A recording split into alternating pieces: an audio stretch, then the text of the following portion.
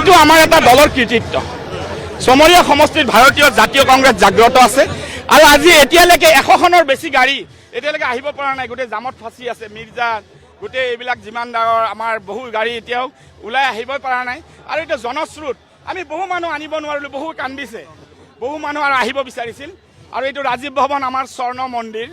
ৰাজীৱ ভৱনত মই 8.5 বছৰ কাল ভাৰতীয় জাতীয় কংগ্ৰেছৰ ইউথ কংগ্ৰেছ আৰু NICYত মই সভাপতি আছিলোঁ, 3বাৰ বিধায়ক আছিলোঁ।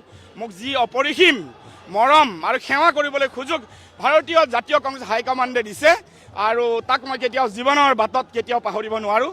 আৰু আজি আপোনালোকে দেখা পাইছে, জনস্ৰোত দেখা পাইছে, ইয়ে আপোনালোকক বুজাইছে 1.5 লাখৰ ওপৰ ভোটত ভাৰতীয় জাতীয় কংগ্ৰেছৰ হাতত চমৰীয়া সমষ্টি অৰ্পণ কৰা হ'ব।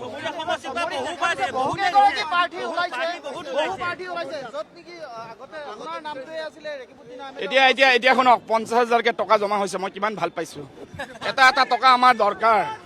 যিমানে কৈছে 50,000 ডিপজিট হৈছে, নন ৰিফাণ্ডেবল নহয়, নন ৰিফাণ্ডেবল টিকেট। এইটো 1.5 লাখ ভোটৰ ব্যৱধানত আমি জয়লাভ কৰিম। 1.5 লাখ, পুৰা 1.5 লাখ। এইটো ভাল কথা, সৌভাগ্য।